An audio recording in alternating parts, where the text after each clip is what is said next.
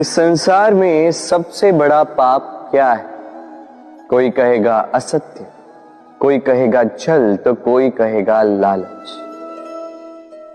नहीं, संसार में सबसे बड़ा पाप है नारी का असम्मान, नारी का मान भंग करना। क्योंकि ये अपराध केवल नारी के शरीर को ही नहीं, उसके मन और उसके आत्मा पर भी प्रहार करती है। फिर प्रश्न ये उठते हैं कि जिसने भी ये अपराध किया है उसे दंड क्या दिया जाए। फिर कोई कहता है शारीरिक पीड़ा, कोई कहता है मृत्यु दंड। किंतु इस अपराध का दंड निश्चित करने से पूर्व क्या ये जानना महत्वपूर्ण नहीं है कि अपराधी है कौन? अब आप कहेंगे कि सरल सी बात है, वही पुरुष जिसने स्त्री का मान भंग किया। किंतु क्या ये पूर्णतः सत्य है? क्या स्वयं के अपमान के लिए, स्वयं के सम्मान को खोने के लिए कभी कभी नारी स्वयं उत्तरदायी नहीं हो सकती? सोच के देखिए, सम्मान खोने से बचने के लिए पहले सम्मान की सीमा पर दृष्टि रखना आवश्यक है। रावण सीता का हरण इसलिए कर पाया क्योंकि सीता ने भोलेपन के कारण रावण का उस सीमा को लांघना सरल कर दी। किंतु अशोक वाटिका में उसी सीता को रावण स्पर्श तक नहीं कर पाया क्योंकि उसने रावण और उसके मध्य में तिनके की एक छोटी सी दीवार बना दी थी। जीवन में ना कहना सीखें। यदि कोई आपके सम्मान की सीमा को पार करने का प्रयास करे तो उसे वही रोकना सीखें। आपके ऊपर उठे पहले हाथ को, पहले कटाक्ष को वही रोक देना सीखें।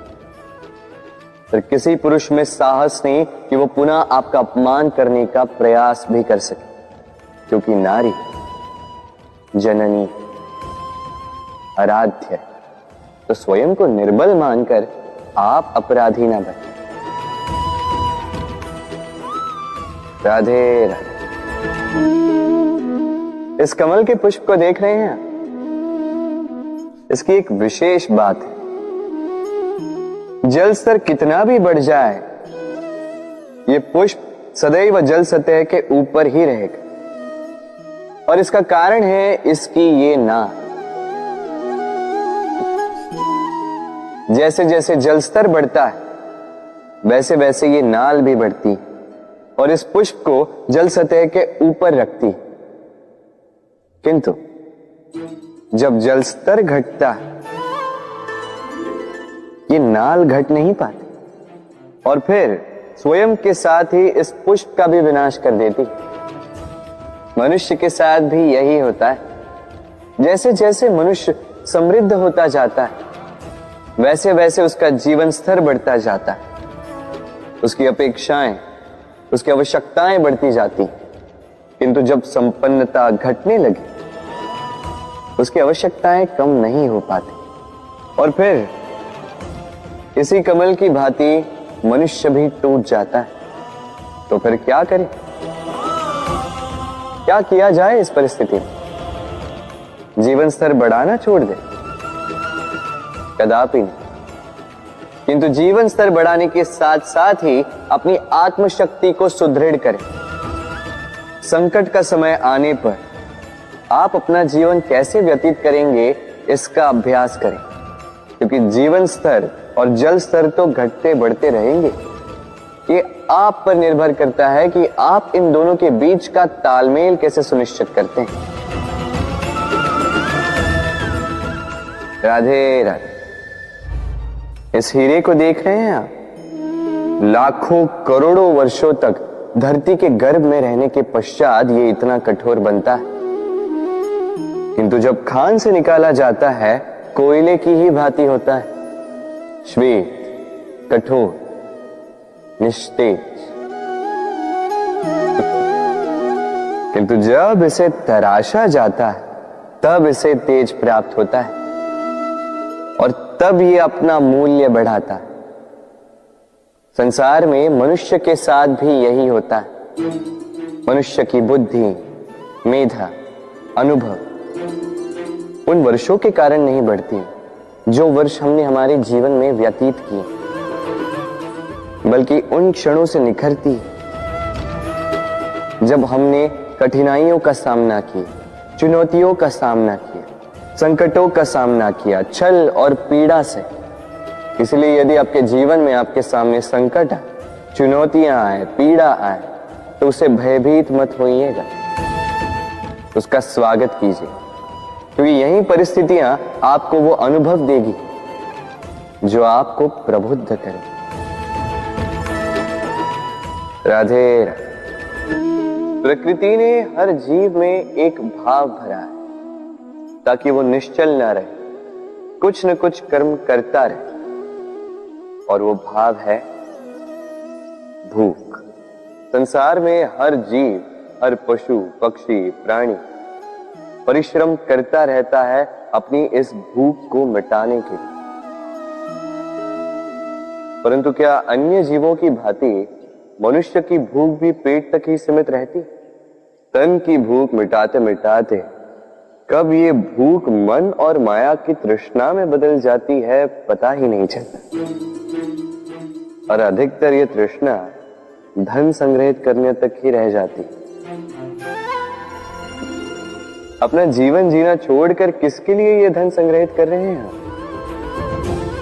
आने वाली पीढ़ी के लिए। बड़ी विचित्र बात।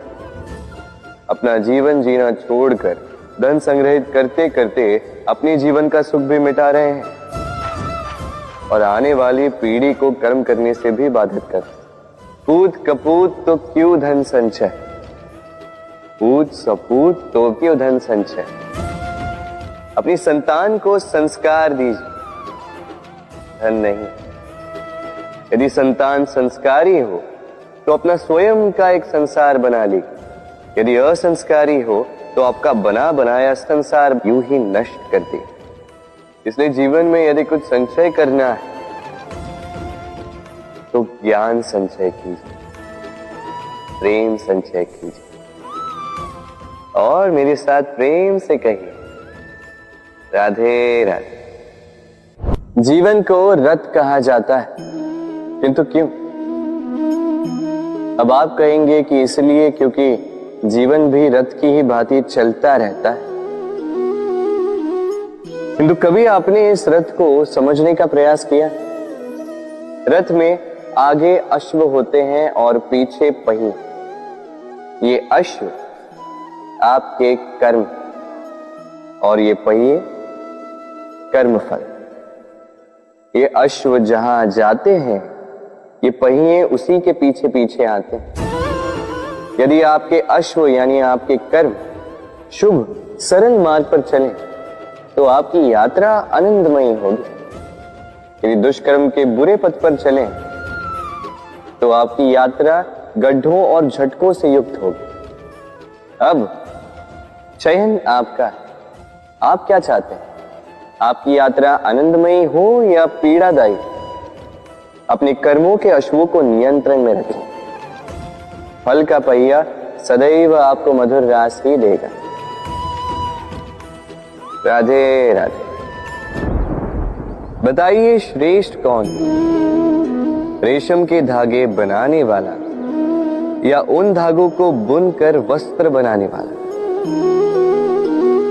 निश्चित रूप से वस्त्र बनाने वाला। अब बताइए श्रेष्ठ क्या है? माटी को पूरे तट पर बिखेर कर रख देने वाली बाढ़ या उस माटी को समेट कर उसी से एक मूर्ति बनाने वाला मूर्तिकार? निश्चित रूप से मूर्तिकार। अब बताइए श्रेष्ठ कौन है? देवताओं और दानवों का वो दल जिन्हें अमृत प्राप्ति के लिए इस संसार में हलाहल फैला दिया, या वो महादेव जिन्होंने इस हलाहल को सूक्ष्म करके अपने कंठ में समाहित कर लिया? निश्चित रूप से महादेव श्रेष्ठ। इसी प्रकार संसार में छोटी छोटी बातों को बड़ा करने वाले श्रेष्ठ नहीं होते, क्योंकि छोटी छोटी नोकझोंकों को द्वंद्व में परिवर्तित करना बड़ा ही सरल है। किंतु श्रेष्ठ सदैव वो होता है जो बड़े से बड़े युद्ध को समझौता बनाकर समाप्त कर दे। राधे राधे। संसार में सबसे कठिन कार्य क्या है? कोई कहेगा पर्वत पर चढ़ना, कोई कहेगा तैरना, कोई कहेगा उड़ना। किंतु क्या ये वास्तव में कठिन है? असल में देखा जाए तो बस ये थोड़े भिन्न है। जो कर्म हमारे लिए करना थोड़े भिन्न हो, हम उसे कठिन समझ लेते। जैसे तैरने की कला भिन्न है।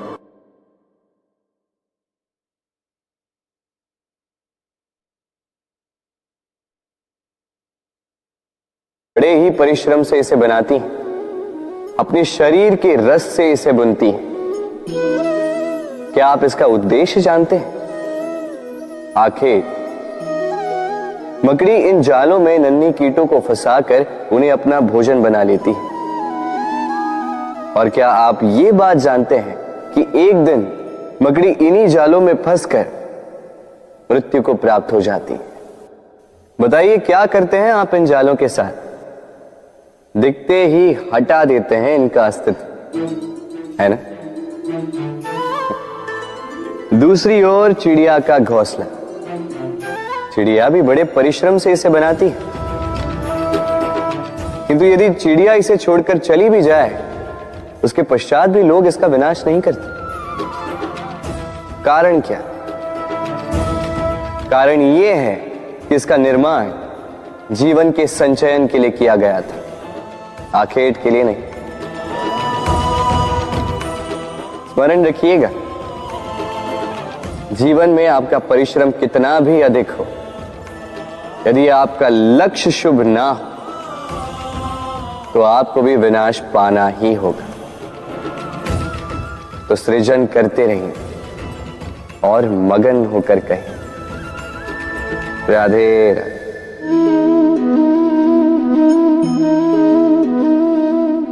आपके विचार से मैं क्या कर रहा हूं? आप कहेंगे मैं दीपक जला रहा हूं। सही, किंतु प्रश्न ये उठता है कि क्या मैंने आपसे कहा कि ये दीपक है? नहीं। क्या इस दीपक ने स्वयं अपना परिचय आपको दिया? नहीं। फिर आपने कैसे जाना कि ये दीपक है? उत्तर है प्रकाश, जो स्वयं जलकर अंधकार में संसार को राह दिखाए, वो दीपक है। जो निराशा में आशा की ज्योत दिखाए, वो दीपक है। दूसरी ओर सर्प है, जो दिखे नहीं, बस फुफकार दे तो लोग भयभीत हो जाते हैं। अर्थात व्यक्ति का परिचय उसके कर्मों से मिलता है। इसलिए आपको ये बताने की आवश्यकता नहीं कि आप कौन हैं। ये आपके कर्म ही निश्चित करेंगे कि लोग आपसे दीपक समझकर प्रेम करेंगे या सर्प समझकर भयभीत रहेंगे। राधे राधे। समय कितना विचित्र होता है। समय हमारे साथ हो तो हम स्वयं को राजा मान लेते हैं। वही समय यदि विरुद्ध हो जाए तो रंक बनने में समय नहीं लगता। इसलिए मनुष्य की एक आदत होती है, बुरे समय के लिए कुछ बचा कर रखता है। संबंधी, मित्र बुरे समय में साथ छोड़ देते हैं। यश, मान बुरे समय में चला जाता है। तो व्यक्ति सोचता है क्यों ना धन संचय कर। धन का तो कोई मन नहीं होता जो समय आने पर बदल जाए। संसार कहता है कि धन का संचयन करते रहो, बुरे समय में काम आएगा। मैं कहता हूं शुभ कर्म करते रहो, आनंदित रहो, स्वयं पर और ईश्वर पर विश्वास रखो, बुरा समय कभी आएगा ही नहीं। राधे राधे। प्रकृति ने मनुष्य को एक विशेष शक्ति दी है। अन्य जीवों से अधिक शक्ति दी,